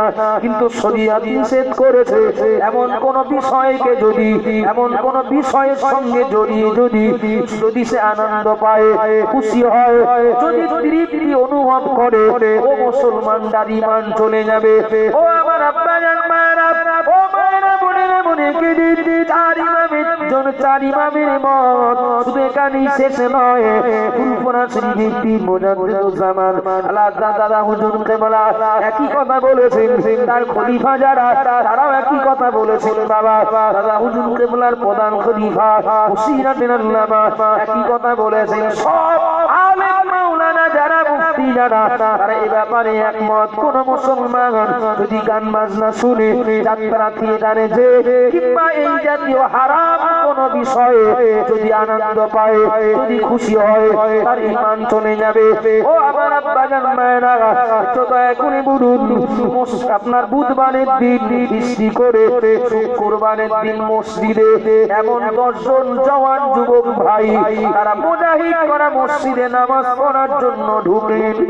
ইমাম সাহেব জানেন, একটু সংবাদ পেয়েছিলেন আমার মহল্লার ওই ছেলেগুলো এরা বৃষ্টি করার নাম করে এতটা পাপ জোগাড় করে বানিয়ে এসেছে। ইমাম সাহেব মুসল্লিদের কল্যাণকামী, ইমাম মুসল্লিদের সুখ দুঃখের ভাগীদার। এজন্য ইমাম একটু আকার ইঙ্গিতে বলেছেন যারা গান বাজনায় যারা আনন্দ পাবে, তাদের কিন্তু ঈমান চলে যাবে, কলেমায়ে রদ্দে কুফর পড়তে হবে, তাদের তওবা করে ফিরে আসতে হবে। মসজিদের ইমাম জুম্মার দিন মুসল্লিদের উদ্দেশ্যে ঘোষণা দিলেন এমন কথা, যদি কেউ এমন অন্যায় করে ফেলে তার তওবা পড়ে নেওয়া দরকার। ও আমার আব্বাজান মায়েরা, একটু দয়া করে বলুন, ইমাম সাহেবের এই বক্তব্য দেওয়ার পরে সবাই চলে গেলেও ওই 10টা ছেলে বসে থাকবে নাকি তওবা করার জন্য? কিরকম মনে হয় আপনাদের? যে হুজুর বলে আমাদের তো মনে ছিল না বাড়ি এসে আর মনে নেই, করে ফেললাম হয়তো আনন্দ করে বন্ধুদের সঙ্গে তাল মেলাতে যে হয়তো করে ফেলেছি, তো কাজ ভুল হয়েছে, তওবা করে নিলে ভালো হয়। মনে ছিল না বলে ইমাম সাহেব শুক্রবার দিন বলে দিলেন, এসব কাজ যারা করে তাদের কিন্তু এই দায়িত্ব। এখন এই কথা বলার পরে ওই কাজের কাজী যারা, ওরা কি বসে থাকবে? তওবা করে বাড়ি যাবে। তাই একটু কথা বলেন না বাপ, বসে হয়তো থাকবে, তবে ইমামের ব্যবস্থা করার জন্য। কেন বলেন? আর নোটিশ আমাদের পিছনে লাগে কেন? লোকের খাওয়ার ত্রুটি করি আমরা না, মাইনের ত্রুটি করি না, কোনো পরিষেবার ত্রুটি করি? আমাদের মসজিদে থাকে বলে খাওয়াও পায়, সুযোগ সুবিধাও পায়, টুকটাক সাবরেশনে দিয়ে কবর জিয়ারাত, কোরআন খতম, এতেও একটা টাকা পাচ্ছে, সরকার থেকেও একটা পাচ্ছে। আমাদের পিছনে তো কাটি যায় কেন? ভুল বোঝেন না। ওরা হয়তো বসছে, তবে ইমামের ব্যবস্থা করার জন্য বসছে। সামনের জুম্মার থেকে নতুন ইমাম দেখবে, সে ব্যাপারে আলোচনা করতে বসছে। নবী বলেছেন, পাপ করবে আনন্দ করে আর তওবার কথা ভুলে যাবে। এটা সেই জামানা, পাপ করে ভুলে গিয়েছিল বলেই মসজিদের ইমাম মনে করিয়ে দিলেন, আমি আপনাদেরকে ভালোবাসি, যারা এই কাজ করেছেন তারা তওবাটা করে নেবেন। উল্টো করে তওবা না করে যিনি এই পরামর্শ দেন তার বিরুদ্ধে ক্ষিপ্ত হই, তার উপরে ক্ষিপ্ত হই। কথা বলা ঠিক না ভুল? যেন আদা বয়সী মুরব্বী যারা তারা যেন না ভাবি ওদিকতে যা হচ্ছে সব যুবকদের উপর দিয়ে হচ্ছে হয়ে যায়, কারণ আঙ্গুলো বুড়ো লোক না, আঙ্গুলো তার মধ্যে একজন। জি জি, আপনি বলবেন শুধু এই গান বাজনায় আনন্দ পেয়ে ইমানের 12 বাজায় শুধু জওয়ান যুবকেরা? একটু কথা বলেন না বাপ। না, সর্বস্তরের মানুষ, বিভিন্ন বয়সের মানুষ এ পরিবেশের সঙ্গে সিজন ওয়াইজ তারা যুক্ত হন। কথা বলেন ঠিক না ভুল? ভোটের রেজাল্ট বেরিয়েছে, যারাই জিতুক একটু আনন্দ হয় না? একটু কথা বলেন, যারাই জিতুক আনন্দ হবে তো, বিজয় মিছিল হবে, একটু নাচানাচি হবে, আবির খেলা হবে, হিজড়েও থাকবে যদি টাকা থাকে। এই কাজগুলোর সঙ্গে যুক্ত যারা পাওয়া যাবে নাকি 100-র ভিতরে 10 জন মুসলমান? খুব পাওয়া যাবে। এই কাজগুলো করলো যারা, করলেন যারা, তারা কি বিজয় মিছিল থেকে বাড়িয়েছে ইমামের খোঁজে যে করে ফেলিতে তওবা করে নেই? উল্টো করে ইমাম যখন তাদের খোঁজে তারা ইমামের উপরে আরো চড়াও হয়। কথা ঠিক না ভুল? নবী বলেছেন ওরা পাপ করতে ভালোবাসবে, তওবা করতে ভুলে যাবে, এটা ওদের জাহান্নামে যাওয়ার একটা কারণ হবে। আমার জান মায়েরা মনে কি দিন, মায়েরা বোনেরা মনে কি দিন, প্রিয় নবী মুহাম্মদ রাসূলুল্লাহ সাল্লাল্লাহু আলাইহি ওয়াসাল্লাম নবী আবার জানিয়ে দিলেন ইউহিব্বুনাল মালা ওয়া ইয়ানসাউনাল হিসাবা। ও আমার বান্দারা, এই জামানার জন্য প্রিয় নবীর কত বড় প্রাসঙ্গিক, এই জামানার জন্য কত সুন্দর প্রাসঙ্গিক এই হাদিস নবী আমার জানিয়ে দিলেন। তারা মাল সম্পদ ভালোবাসবে, টাকা ভালোবাসবে, মাল ভালোবাসবে, সম্পদ ভালোবাসবে, ওয়ায়ানসাউনাল হিসাবা, এর যে একদিন হিসাব দিতে হবে, হিসাব দেওয়ার কথা ওরা ভুলে যাবে। ওরা টাকা ভালোবাসবে, মাল ভালোবাসবে, জোগাড় করবে, কিন্তু এটা হালাল পথ না হারাম পথ, এটা জায়েজ না না জায়েজ, ওরা ওটা ভাববে না, ওরা ওটা পরোয়া করবে না, ওরা ও হিসাব করবে না। যেভাবেই হোক, যে রাস্তায় হোক, ওরা টাকা ভালোবাসবে, সম্পদ ভালোবাসবে, শুধু জোগাড় করবে, জোগাড় করবে। ওয়ায়ানসাউনাল হিসাবা, কিন্তু এর যে একদিন হিসাব দিতে হবে এটা ওরা ভুলে যাবে। বাবু, অর্থনৈতিক দিকটা দুমুখ প্রশ্নের সম্মুখীন হতে হবে, মানে এই বিষয়ে আর্থিক দিক থেকে দুমুখ প্রশ্ন, দুমুখী প্রশ্ন। এক, কোন পথে আয় আর কোন পথে ব্যয়। আয়ের পথ ভালো, ব্যয়ের পথ ভালো না, ধরা খেতে হবে। আয়ের পথ ভালো না, ব্যয়ের পথটা ভালো, ধরা খেতে হবে। নবী বলেছেন তারা সম্পদ ভালোবেসে শুধু জোগাড় করেই যাবে, হালাল হারাম দেখবে না, জায়েজ না জায়েজ দেখবে না, বৈধ অবৈধর বাদ বিচার করবে না, সম্পদ জোগাড় করে যাবে, কিন্তু এর যে হিসাব একদিন হবে ওটা ওরা ভুলে যাবে। বাবু বলবেন আমরা সেই জামানার মানুষ কিনা? কথা এই জামানায় সেই জামানাটা এই জামানা কিনা? একটু কথা বলেন না বাপ। বাস্তব তো, হিসাব দেওয়ার কথা যদি মনে থাকতো তাহলে অমুসলিমরা হলেও, অমুসলিমরা যে সমস্ত, ওদের জন্য তো সব সমান, জান্নাতুল কাফির, কাফেরদের জন্য দুনিয়াটা জান্নাত, মানে ওরা যা পারে তাই করবে, যা ইচ্ছা তাই করবে। সুদ, ঘুষ, এলআইসি, পিয়ারলেস, মহিলা সমিতি, বন্ধন, এ সমস্ত রাস্তাগুলোই তারা হয়তো রোজগার করতে পারে বা রোজগারের আশা করতে পারে, কিন্তু মুসলমান যারা, ওরা তো পরকাল বিশ্বাস করে না যে হিসাব দিতে হবে, আল্লাহ পরিচালনা করবেন, এটা তোরা মানে না, বিশ্বাস করে না। ওরা ওই পথগুলোই আয় করতে পারে, ওই পথগুলোই ওরা বড়লোক হওয়ার স্বপ্ন দেখতে পারে, কিন্তু আমরা মুসলমান বিশ্বাস করি কিনা যে আমাদের একদিন হিসাব হবে? কথা বলে আমরা বিশ্বাস করি তো যে আমাদের একদিন হিসাব হবে, আল্লাহ একদিন টোটাল জীবনের হিসাব নেবেন। এই বিশ্বাস আমরা, আমাদের যদি থাকে, এই বিশ্বাস আমরা যদি করি, তাহলে আয় করার সময় একটু হিসাব করে দেখতাম না এ পথে আমার আয় করার পারমিশন আছে কিনা? সম্পদ জোগাড় করার সময় অবশ্যই চিন্তা করতাম যে এই পথে সম্পদ জোগাড় করার পারমিশন আছে কিনা, কিন্তু আপনি দেখবেন হিসাব দেওয়ার কথা ভুলে গেছি বলেই, হিসাব হবে একদিন এ কথা ভুলে গেছি বলেই মন যেভাবে চায় সেভাবেই সম্পদ জোগাড় করি। কথা বলা ঠিক না ভুল? আল্লাহর ফেরেশতা জিবরাইল একদিন আল্লাহ নবীর কাছে চলে আসলেন। ইয়া রাসূলুল্লাহ, ইয়া হাবিবাল্লাহ, হুজুর আপনার অত্যন্ত কষ্টের ভিতরে, অভাব অনটনের ভিতর দিয়ে আপনার সময়টা কাটে আল্লাহ আমাকে পাঠিয়ে দিয়েছেন। ও আল্লাহর নবী, আপনি যদি অনুমতি দেন, আপনি যদি অনুমতি দেন, মহান আল্লাহ আপনার জন্য উহুদ পাহাড়টা সোনা বানিয়ে দেবেন, উহুদ পাহাড়টা সোনায় পরিণত করে দেবেন। নবী মুহাম্মদ রাসূলুল্লাহ সাল্লাল্লাহু আলাইহি ওয়াসাল্লাম নবী আমার ওই সময় জিবরাইলকে বললেন, ও আল্লাহর ফেরেশতা জিবরাইল, আমি মুহাম্মদ রাসূলুল্লাহ আমার জন্য উহুদ পাহাড়টা সোনায় পরিণত হয়ে যাক, তথা উহুদ পাহাড় আমার জন্য একটা বিরাট সম্পদ হয়ে যাক। আমি মুহাম্মদ রাসূলুল্লাহ আমি ওটা চাই না, আমি ওটা কামনা করি না, বরং জিবরাইল আমি মুহাম্মদ রাসূলুল্লাহ আমি সারাটা জীবন গরিব হালাতে দুনিয়ায় জীবনটা কাটাতে চাই। আর আমি মুহাম্মদ হাসরের ময়দানে আমার গরিব উম্মতদের সঙ্গে আমি নবী জান্নাতে থাকতে চাই। একটু জোরে বলুন সুবহানাল্লাহ, আরো জোরে বলুন সুবহানাল্লাহ। আমরা গরিব মানুষ যারা তাদেরকে অবহেলা করি, কিন্তু আল্লাহ ও তার নবী গরিব মানুষ যারা আর্থিক দিক থেকে দুর্বল যারা তাদেরকে অত্যন্ত সম্মান করেন। একটু জোরে বলেন না সুবহানাল্লাহ।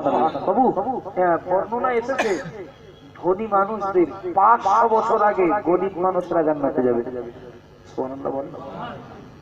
ধনী মানুষদের 500 বছর আগে গরিব ইমানদাররা জান্নাতে যাবে। এর পিছনে কারণ আমরা এই ধনী মানুষ না থাকলে মাদ্রাসা চলবে? একটু কথা বলেন। ধনী মানুষ না থাকলে মসজিদ চলবে? টাকাওয়ালা মানুষ না থাকলে বাবু এই সমাজ চালানো যাবে?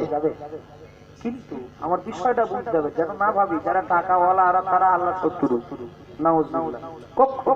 আমার নবী বলেছেন ওরা সম্পদ জোগাড় করেই যাবে, বৈধ অবৈধ হিসাব করবে না, হিসাব দেওয়ার কথা ভুলে যাবে।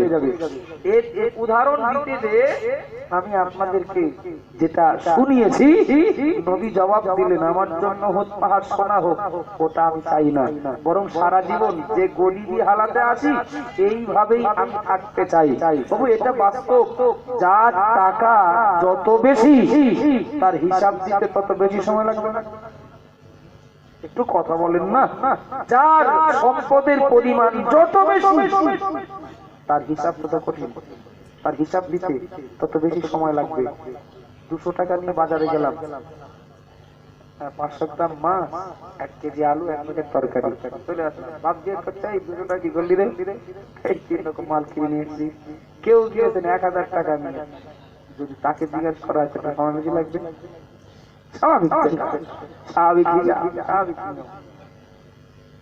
আবাজান মায়েরা মনে কি দিন, মায়েরা বোনেরা মনে কি দিন, প্রিয় নবী মুহাম্মদ রাসূলুল্লাহ সাল্লাল্লাহু আলাইহি ওয়াসাল্লাম নবী আবার উপেক্ষা করলেন, নবী আমার দাবি ফিরিয়ে দিলেন। ও জিবরাইল, আমি মুহাম্মদ রাসূলুল্লাহ সাল্লাল্লাহু আলাইহি ওয়াসাল্লাম না না না না, আমার জন্য এমন সম্পদ আমি চাই না, সারা জীবন গরিব হালাতে থাকতে চাই।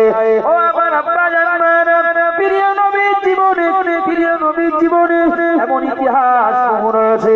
আম্মা জান আয়েশা রাদিয়াল্লাহু আনহা, আম্মা জান আয়েশা বলেন একদিন নয়, দুদিন নয়, 3 দিন নয়, এমন 1 সপ্তাহ 15 দিন চলে গিয়েছে।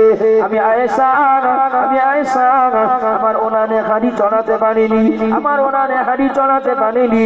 একটা না এমনও একাধিক দিন আমি আয়েশা, আমার নবী এবং আমার পরিবার খেজুর পানি খেয়ে আমরা জীবন কাটিয়ে দিয়েছি, খেজুর পানি খেয়ে জীবন কাটিয়ে দিয়েছি। ও আমার আব্বাজান মায়েরা, যে নবী তামাম সৃষ্টি জগতের সূচনার একমাত্র উপলক্ষ, বহুবার শুনেছি এবং এরা সত্য, এরা সঠিক। এক শ্বাস দু শ্বাস, একদিন দুদিন খাওয়া না, নবী আমার পেটে পাথর বেঁধে বেড়ালেন। কিন্তু না না না, এত কষ্টকে, এত কষ্ট, এত অভাবকে কখনো ধৈর্য হারিয়ে প্রিয় নবী আমার আল্লাহ যে খাবার খেতে নিষেধ করেছেন, কিংবা নবী পরিবার যে খাবার, যে রোজগার আল্লাহ নিষেধ করেছেন, নবী কিংবা নবীর পরিবারের কেউ কোনোদিন সেই খাবার খেয়ে এবং সেই রাস্তায় রোজগার করে নিজেদের অভাব দূর করার স্বপ্ন দেখেননি। ঠিক বলছি না ভুল বলছি? সত্যি অভাব ছিল বিরাট, কষ্ট ছিল বিরাট, কিন্তু সেই অভাব, সেই কষ্ট দূর করতে কোনদিন আল্লাহ নিষেধ করেছেন যে পথে অর্থ কামাই করতে, সেই পথে নবী, নবীর পরিবারের কেউ পা বাড়িয়েছেন তো দূরের কথা, এমন ইচ্ছাও করেছেন নদীর নেই। কথা বলেন ঠিক না ভুল? বাবু, আমরা মানুষ, আমরা মানুষ, আমরাও ওই নবীর উম্মাহ। মনে রাখতে হবে, এই জামানার ফকির মিসকিন যারা, তারা যদি ইউনিয়ন করে যে আমরা এক সপ্তাহ ভিক্ষা করবো না, ওদের একটা দাবি নিয়ে এক সপ্তাহ এই জামানার ফকিরেরা ভিক্ষা না করলে ওদের না খেয়ে থাকতে হবে বলে মনে হয় আপনাদের? কত মানুষ আছে, 1 বিঘে 1.5 বিঘে জমি আছে, বাড়িতে চাল নেই, একজন ভিক্ষুক, তার বাড়ি খোঁজ নিলে বেশি পাওয়া যাবে। ঠিক না? কত ভিখারি আছে, কত গরিব মানুষ আছে, বাবু আমরা তাদেরকে কখনো তুচ্ছ করবো না, ছোট ভাবে দেখবো না। আরে নেওয়ার লোক না থাকলে আমি দেবো কোথায়? কথা বলেন ঠিক না ভুল? আমি আর্থিক বা অর্থনৈতিক পরিকাঠামোটা কোন জায়গায় সেটাই বলছি। কত গরিব, কত ভিখারি আছে দেখবেন, ওরা চাল বিক্রি করে, আর যারা দান করে তারা কেন? কথা বলেন ঠিক না ভুল? এখনকার দিনের গরিব মিসকিন যারা, এরা যদি 1 সপ্তাহ 10 দিন ভিক্ষা নাও করে, তাও এদের চলে যাবে, তাও চলে যাবে। বাবু এই সময়ে, এই সুদিনে আমাদের খাওয়া পরা মাখা কোনো কিছুরই অভাব নেই। যে কোনো ওসিলাতে আল্লাহ প্রয়োজন মিটিয়ে দিচ্ছেন, এরপরেও আরো কিছু, আরো কিছু, আরো কিছু করব, এই চিন্তা করতে গিয়েই বাঁধন ভেঙেছি। কথা বলেন ঠিক না ভুল? বাঁধন অতিক্রম করেছি, গলার লাগাম ছিঁড়ে ফেলেছি। ইচ্ছা মতো রোজগার করতে নারী পুরুষ সবাই সম্মিলিত ভাবে রোজগারের রাস্তায় নেমেছি। এ কাজ করব, নবী বলেছেন এ সময় আসবে। সম্পদকে ভালোবেসে ওরা জোগাড় করেই যাবে, কিন্তু কোন পথে জোগাড় করছো আর কোন পথে ব্যয় করছো, এর যে একদিন হিসাব হবে, এ কথা ওরা ভুলে যাবে।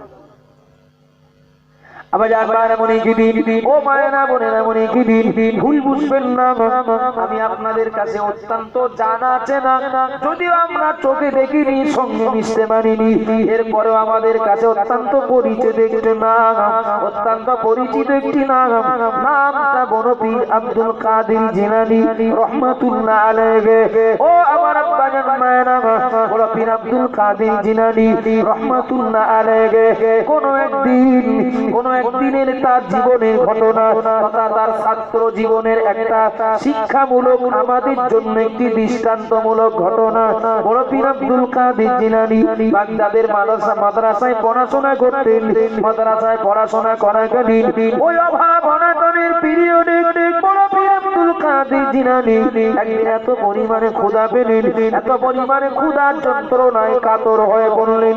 তিনি নিয়াত করে নিলেন, আজ ফজরের নামাজ আদায় করে আমি আব্দুল কাদের, আমি নদীর ধারে যাব ঘাস খাওয়ার জন্য, নদীর ধারে ওই ঘাসগুলো খেতে যাব।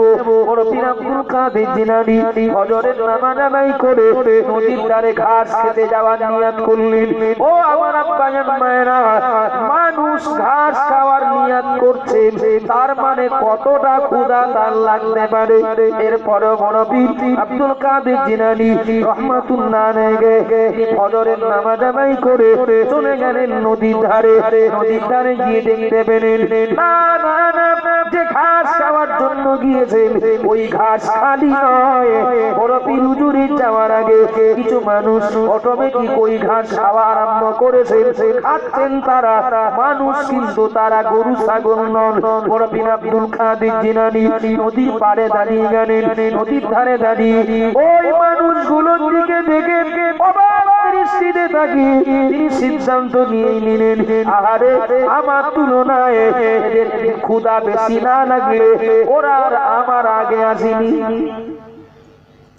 আমার থেকে ওদের ক্ষুধা বেশি, তাই ওরা আমার আগে আসে। আর এখন আমি যদি ওদের সাথে খাওয়া শুরু করি, ওদের হয়তো পেটে ক্ষুধা থাকতে পারে, ক্ষুধা থাকতে পারে। আমার এত ঝাপাঝাপির কি আছে? রুজির মালিক তো আল্লাহ। সুবহানাল্লাহ বল, একটু মহব্বত করে বলেন না। রুজির মালিক আল্লাহ। আল্লাহ কপালে যা রেখেছেন খাবা, যা বরাদ্দ করেছেন কম বেশি হবে না। এটা সান্ত্বনা দেওয়ার কথা না, এটা বাস্তব কথা। বলেন ঠিক না ভুল? জি, কি মনে করেন? অনেক আছে তাই অনেক খায়? যারা অনেক আছে সে অনেক খায় না, বড় যে লোকটার কিচ্ছু নেই, শুধু দেহটা, এ লোকটার নেই মানে সঞ্চিত বা গচ্ছিত সম্পদ নেই, এ লোকটা যা খায়, যে লোকটার অগাধ আছে সে লোকটা তা পায় না। ভুল বলে ফেলবে নাকি? বাসক হয়েছে, নিষেধ হয়েছে, ডাক্তার নিষেধ করেছে না সব। দুতলা বাড়ি, একেবারে বাথরুম থেকে শুরু করে কলের গোড়া থেকে শুরু করে সামনে একটু জায়গা ওটার মতো ছিল, সেও সব পাথর বসানো। অথচ খোঁজ নিয়ে দেখেন, আল্লাহ আমাদেরকে হেফাজত করেন এমন রোগ থেকে। রাত্রে একটু ঘুমাবেন, মাথায় বালিশটাও নেই, আছে না? আছে না? নেই? একটু কথা বলেন না, মাথায় বালিশটাও নেই। কেন? কেন না ডাক্তার নিষেধ করেছে। তার রোগের এটা একটা চিকিৎসা, বা রোগ থেকে মুক্তি পাওয়ার এটা একটা ডাক্তারি পরামর্শ। চলুন, অগাধ সম্পদের মালিক রাত্রে ঘুম আসে না, ঘুমের ঔষধ খেতে হয়। কত মানুষ দেখেন বাবু ইট ভাটায় কাজ করতে করতে 10-15 মিনিট একটু বিশ্রাম পেয়েছেন, বসে ঘুমাচ্ছেন। কথা ঠিক না ভুল? আবার জান মায়েরা মনে কি দিন, ও মায়েরা বোনেরা মনে কি দিন, ওরা পীর আব্দুল কাদের জিলানী তিনি নদীর পাড়ে দাঁড়িয়ে তিনি সিদ্ধান্ত নিয়ে নিলেন, কেন আমি ঝাপাতে নেব, কেন ব্যস্ত হতে নেব? আল্লাহ আমার তকদিরে যেটা রেখেছেন, যত দৌড়াদৌড়ি করি, যতটা আমার কপালে আছে তার বেশি হবে না। যদি বসেও থাকি, যতটা আমার কপালে আছে ঘাটতিও হবে না। আমি আল্লাহর বান্দা, আমি বিশ্বাস করি আমা মিন দাব্বাতিন ফিল আরদি ইল্লা আলাল্লাহি রিজকুহা। আল্লাহ জানিয়ে দিলেন তামাম দুনিয়ায় যত প্রাণী আছে সকলের রুজির জিম্মাদারি আমি আল্লাহ আমার, আমি আল্লাহ আমার। আব্দুল কাদের জিলানী নদীর পাড়ে দাঁড়িয়ে তিনি প্রতিজ্ঞা করে নিলেন, আমি আব্দুল কাদের ওদের সাথেও ঘাস খেতে যাব না। আবার আল্লাহ যে খাবার খেতে নিষেধ করেছেন সেই খাবারও খাবো না, বরং আমি অপেক্ষায় থাকলাম আল্লাহ আমার জন্য যে খাবারটা বরাদ্দ করেছেন সেটা যখন আসবে আমি তখন খাবো। একটু জোরে বলুন সুবহানাল্লাহ, আরো জোরে বলুন সুবহানাল্লাহ। ও আমার আপনাদের মায়েরা, ও মায়েরা বোনেরা মনে কি দিন, বড় পীর আব্দুল কাদের জিলানী ঘাস খেতে যাবেন, তাও তো কপালে জুটলো না, তাও কপালে হলো না। চলে আসলেন, ফিরে আসলেন, একদিন পেরিয়ে গেল, দুদিন পেরিয়ে গেল, এক সপ্তাহ পেরিয়ে গেল, একটা না 10 দিন পেরিয়ে গেল। 10 দিন পরে 11 দিনের মাথায় বড় পীর আব্দুল কাদের জিলানী রাহমাতুল্লাহ আলাইহি তিনি বাগদাদের একটি মসজিদের ভিতরে নামাজ পড়ার জন্য প্রবেশ করলেন।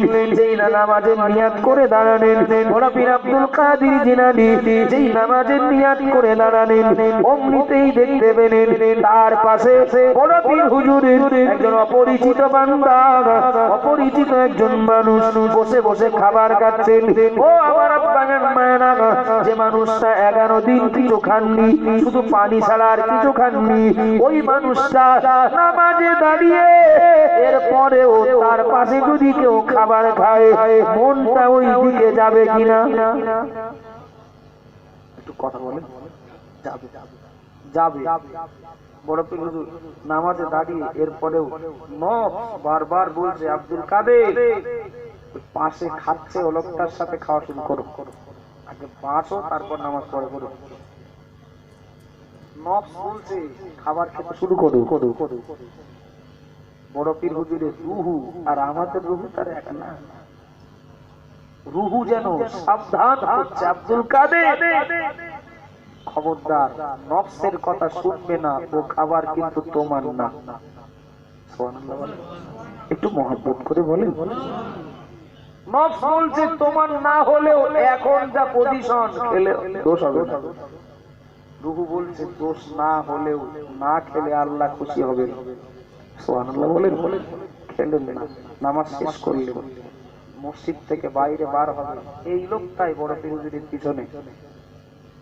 কেউ কাউকে জানেন না, এই লোকটাই বড় পীর হুজুরকে ডাকছেন, একটু দাঁড়াবেন, আপনার কাছ থেকে আমি একটা লোকের ঠিকানা নেব। কি ঠিকানা? মানে আমার বাড়ি ইরাকের জিলান শহরে, আমি এই শহরে আসছিলাম, একজন মহিলা আমার কাছে কিছু টাকা দিয়ে বললেন তার ছেলের নাম হলো তার আব্দুল কাদের, তার সাথে দেখা হলে এই টাকাগুলো তার ছেলের হাতে দিয়ে দিতে হবে। তো সে আব্দুল কাদের কে আমি চিনি না, খুঁজেও পাচ্ছি না, খুঁজতে খুঁজতে সময় চলে যাচ্ছে, আমার নিজের টাকা ফুরিয়ে গেছে, আব্দুল কাদেরের টাকায় খাবার কিনে তাই খাচ্ছি। আব্দুল কাদেরকে কোথায় গেলে পাওয়া যাবে, একটু সন্ধান দেওয়া যাবে? সুবহানাল্লাহ বলবেন না? একটু মহব্বত করে হবে না? কথা হচ্ছে কার সাথে? একটু কথা বলেন। নারে তাকবীর, আরো মহব্বতে বলেন নারে তাকবীর। জনাব আলহাজ মাওলানা মুফতি রজব আলী সাহেব হুজুর বলেন জিন্দাবাদ। জনাব আলহাজ মাওলানা মুফতি রজব আলী সাহেব হুজুর বলেন জিন্দাবাদ। নারে তাকবীর। আলহামদুলিল্লাহ, বাংলার প্রখ্যাত আলেম খাদিজাতুল কুবরা বালিকা মাদ্রাসা ও এতিমখানার সম্মানীয় ডাইরেক্টর সাহেব, সিলসিলার পক্ষে, মাযহাবের পক্ষে এক বলিষ্ঠ কণ্ঠ জনাব মাওলানা মুফতি রজব আলী সাহেব হুজুর, তিনি এসে গেছেন। আমি তার সময় নষ্ট করব না। কি বলছিলাম? নবী বলেছেন তারা মাল সম্পদ ভালোবাসবে, কিন্তু এর যে একদিন হিসাব দিতে হবে, হিসাব দেওয়ার কথা তারা ভুলে যাবে। আমরা দেখেছি আল্লাহর প্রিয় মাহবুব বান্দা বান্দি যারা, তারা খাওয়া হয় একসাথ দুঃশ্বাস একদিন খাওয়া হয়, এরপরেও যে রোজগার করতে শরীয়ত নিষেধ করেছে সেই রোজগারের সাথে জড়িয়ে অভাব দূর করার স্বপ্ন দেখেননি। কথা বলেন ঠিক না ভুল? আমাদের খাবার অভাব নেই, আমাদের পড়ার অভাব নেই, আমাদের মাখার অভাব নেই, প্রয়োজন মেটাতে যে কোনো ওসিলা আল্লাহ জোগাড় করে দেন, অভাব নেই। এরপরেও লাগাম ছাড়া আয় রোজগারে নিজেকে যুক্ত করেছি, পরিবারকেও যুক্ত করিয়েছি। যদি হিসাব দেওয়ার কথা মনে থাকতো তাহলে এটা হতো না। নবী বলেছেন ইউহিব্বুনাল মালা ওয়া ইয়ানসাউনাল হিসাবা। নবী বলেছেন ইউহিব্বুনাল মালা ওয়া ইয়ানসাউনাল হিসাবা। তারা মাল সম্পদ ভালোবাসবে, হিসাব দেওয়ার কথা ভুলে যাবে। এটা ওদের বিপদে পড়ার কারণ। বড় মুক্তি পেতে গেলে এর উল্টো আমলটা করতে হবে। হিসাব দেওয়ার কথা মাথায় রেখে মাল সম্পদ হিসাব করে চিন্তা করে শরীয়তের বাউন্ডারি খেয়াল রেখে জোগাড় করতে হবে। আল্লাহ আমাদের সবাইকে জান্নাতের হকদার বানান। আল্লাহ আমাদের সবাইকে জাহান্নামের যাবতীয় কারণ থেকে বাঁচার তৌফিক দেন। সকলে বলি আল্লাহুম্মা আমিন। ভাষাগত ভুল ত্রুটি বেয়াদবি ক্ষমা করবেন, আমার জন্য দোয়া করবেন। ওমা আলাইনা ইল্লাল বালাগ। দুরূদ শরীফ। আল্লাহুম্মা সাল্লি